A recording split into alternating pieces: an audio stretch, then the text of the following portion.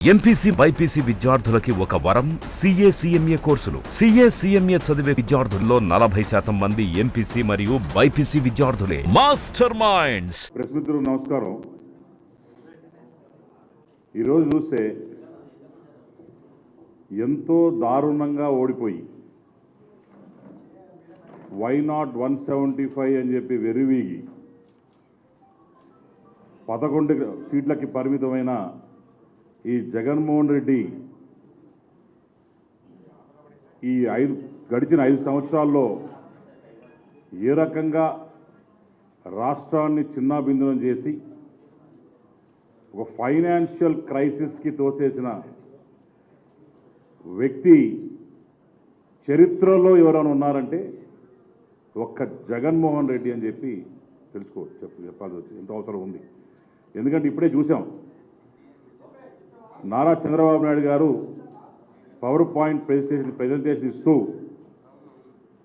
10 లక్షల కోట్లు అప్పు మన నెత్తిన పెట్టి జగన్మోహన్ రెడ్డి గారు తప్పుకున్నారు. ఇప్పటికిప్పుడు దగ్గర 2,13,000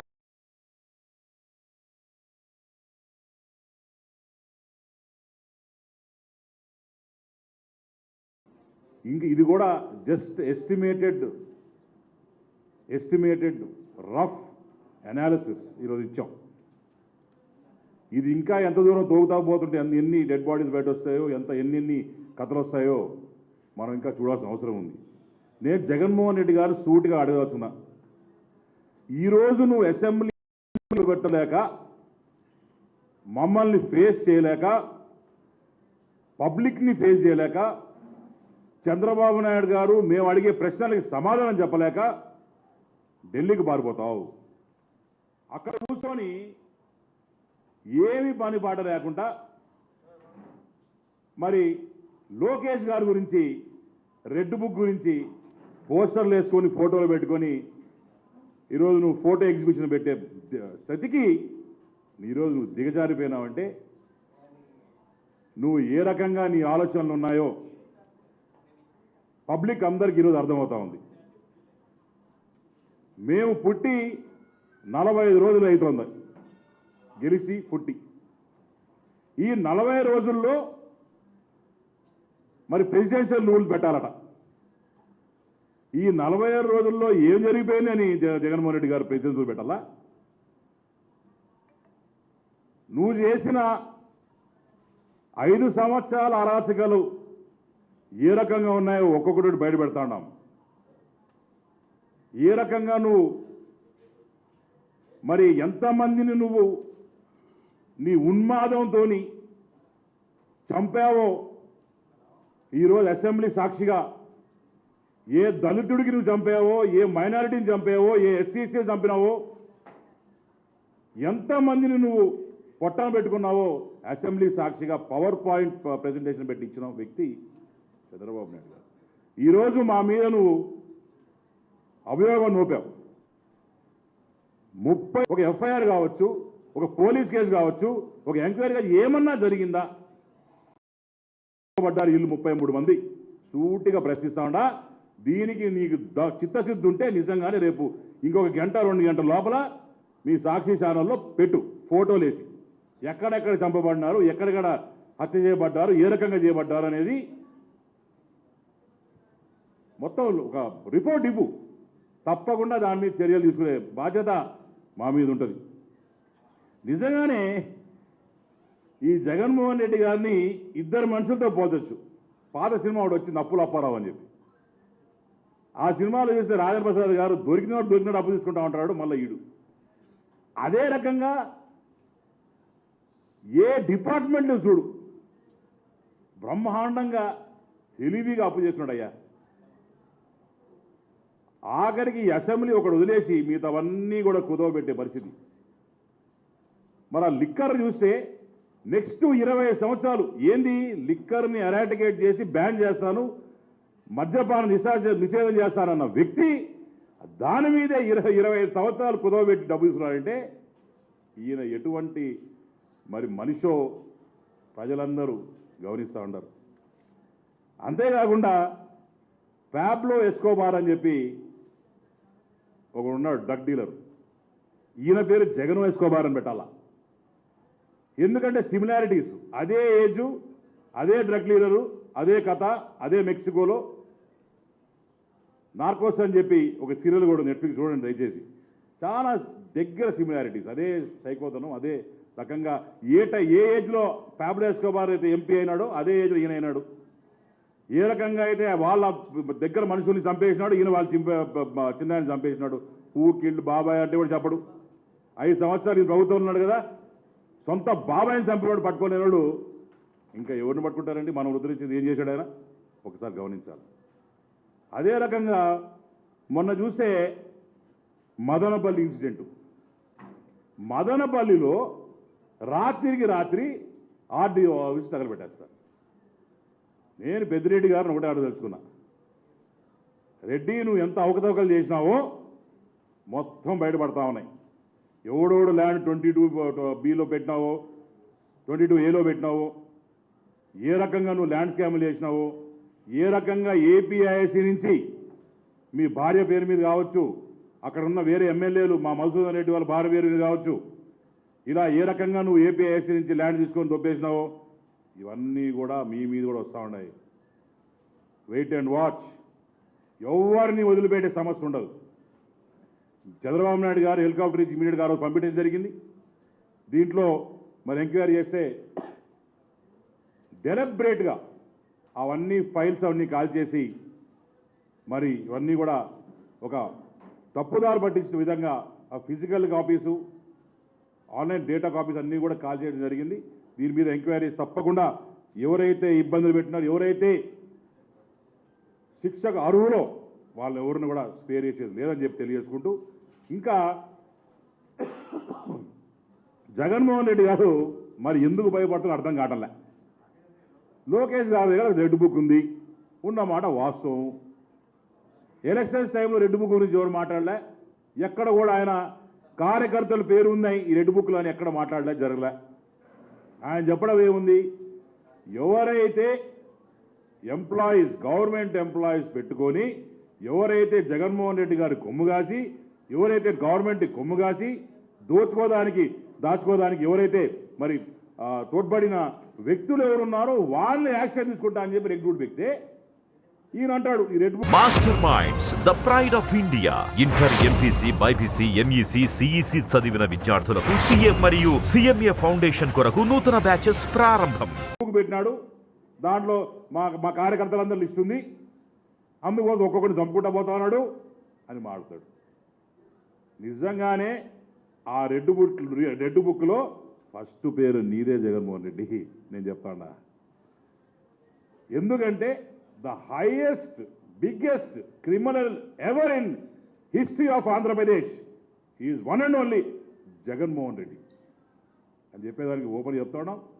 తప్పకుండా నిజంగానే ఒక పిల్లల్ని స్కూల్లో చేరిస్తే 4 రోజులు రాకపోతే వాళ్ళ అమ్మ నాయన పిలిచి కంప్లైంట్ ఇచ్చి బర్తరఫ్ చేస్తారు. లేకపోతే అసలు రాకపోతే ఎందుకు రాదు అనుకుంటారు. నేను ఇది అనుకున్నా, మీకు సిగ్గు శరం అనేది ఏమైనా ఉందా ఈ 11 మందికి? ఆఖరికి గెలిచిన 11 మంది కూడా మీరు రాకుండా అసెంబ్లీకి పోయి ఢిల్లీ గల్లీలో దాంకొని మీరు వేసే వెక్కిరి చేస్తారు, పబ్లిక్ అని చూస్తూ ఉన్నారు. మేము మీ సూటికి అడుగుతున్నాం, మీకు నిజంగానే ఒక చిత్తశుద్ధి, ఒక కమిట్మెంట్, ఒక రెస్పాన్సిబిలిటీ ఎమ్మెల్యే మీరు అయితే రేపటి నుంచి అసెంబ్లీకి రండి, కూర్చోండి, మేము అడిగే ప్రశ్నలకు సమాధానం చెప్పండి. అంతేకాకుండా ఢిల్లీలో ధర్నా నాకు తెలిసి ఇంకా 4-5 రోజులకు మిగిలింది ఇది అయిపోయింది. నెక్స్ట్ సెషన్ కన్నా సిగ్గు తెచ్చుకొని వచ్చి కూర్చొని పని చేయమని చెప్పి, అడిగిన దానికి సమాధానం చెప్పమని ముందు కూర్చొని మేము అడిగిన దానికి సమాధానం చెప్పాలని చెప్పి కోరుకుంటూ సెలవు. జై హింద్, జై జగన్మోహన్ అన్న.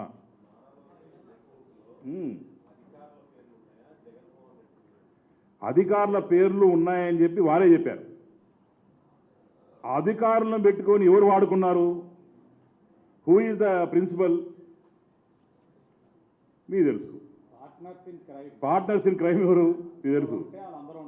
ఎవరెవరైతే దాచుకున్నారో, ఎవరైతే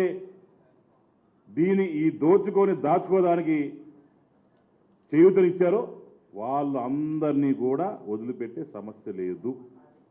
వాళ్ళు ఉన్నారండి రెడ్ బుక్లు, అంతేగాని మాకేం పట్టింది, మేమేమన్నా ఆ బ్లడ్ లైన్ కాదు కదా, ఫ్రాక్షనిజం బ్లడ్ లైన్ మాది కాదు, డెవలప్మెంట్ బ్లడ్ లైన్ మాది. కాబట్టి తప్పకుండా వచ్చే కాలంలో ఒక మంచి పాలన చూడబోతున్నారని చెప్పి మీకు తెలియజేస్తుంది. ఇదేమైందంటే అన్న, ఏపీఐసి ల్యాండ్స్ ఏవైతే శ్రీకాళహస్తి చుట్టుపక్కల ఉన్నాయో దాంట్లో వీళ్ళు నిజంగానే ఎట్లా చేశారని మనకు కూడా తెలియదు. కానీ ఏపీఐసి ల్యాండ్స్ అనేది వాళ్ళ సొంత పేర్ల మీద, వాళ్ళ ఇళ్లలో వాళ్ళ పేరు మీద ఎక్కించుకున్నారు. ఈరోజు చిన్న విషయం చెప్పాలా, ఒక అన్నా తమ్ముడు, మా పూర్వ ఎమ్మెల్యే ఎవరైతే ఉన్నారో వాళ్ళకి అన్నా తమ్ముడు గొడవ కోసం పోయినారు. పోతే అన్న దగ్గర నుంచి ఏం అన్నాడు, ఇక్కడ సంతకం పెట్టు, నేను అన్న తమ్ముడు సెటిల్ చేస్తా అన్నాడు. తమ్ముడు దగ్గర పోయినాడు, సంతకం పెట్టు, అన్నతో సెటిల్ చేస్తాడు. తీరా ఏమైంది, ఇద్దరు కలిసి ఆస్తులు మొత్తం దొబ్బేశాడు. ఇలాంటి విచిత్రమైన టాపిక్స్ మా దగ్గరికి వస్తూ ఉన్నాయి. ఇప్పుడు అన్నదమ్ములు ఒకరై కోర్టుకు పోతాడు. ఎవరినైనా మా ఎమ్మెల్యే గారు మొత్తం దొబ్బేశాడయ్యా, పాస్ట్ ఎమ్మెల్యే, మాకు న్యాయం చేయండి సభ నాయకుడికి వచ్చినారు. అన్న ఎవరన్నా బుద్ధినట్టు రాకి సంతకాలు పెడతారన్నా అని చెప్పి అతని మీద పోరాటం. నిజంగానే రెవెన్యూ డిపార్ట్మెంట్లో జరిగిన అవకతవకలు చూస్తూ ఉంటే ఒళ్ళు గొబ్బరు పడుతుందన్న. ఇప్పుడు ఎవరో అమెరికాలో ఉంటారు, లేకుంటే ఇంకో దగ్గర ఉంటారు, వాళ్ళ ఉన్న సొంత ఆస్తి కూడా పైసా కూడబెట్టి కూడబెట్టుకున్న పేద ప్రజల ఆస్తులు కూడా, ఆ 2 సెంట్లు 3 సెంట్లు భూములు కూడా వదిలిపెట్టలేదన్న. అన్నీ మార్చేస్తున్నారు ఇష్టారాజ్యంగా. మొన్నటికి మొన్న శ్రీకాళహస్తి ఒక ఎంఆర్ ఆఫీస్లో ఆ ఉన్న కంప్యూటర్ ఆపరేటరు అతన్ని సస్పెండ్ చేస్తే ఆ కీ పెట్టుకొని బయట ల్యాప్టాప్లో కీ పెట్టుకొని తిరుపతిలో కూర్చొని ఆపరేట్ చేస్తున్నాడు. ఎక్కడ పోతున్నాం? ప్రింట్ అండ్ ఎలక్ట్రానిక్ మీడియా వారికి నమస్కారం. వై నాట్ 175 అని చివరాఖరికి 11 సీట్లకే పరిమితమైన జగన్మోహన్ రెడ్డి చిన్న మెదడు దొబ్బింది. అసెంబ్లీ సెషన్స్ జరుగుతూ ఉంటే ఇక్కడికి వచ్చి కనీసం ఆ 11 సీట్లు ఇచ్చిన దానికైనా మేమేం చెప్పబోతా ఉన్నాం, ఆయన ఏం చెప్పాలి అన్నది ఆలోచన లేకుండా హుటాహుటిన ఈ రాష్ట్రంలో ఏదో శాంతి భద్రతలకి విఘాతం కలుగుతున్నట్లు,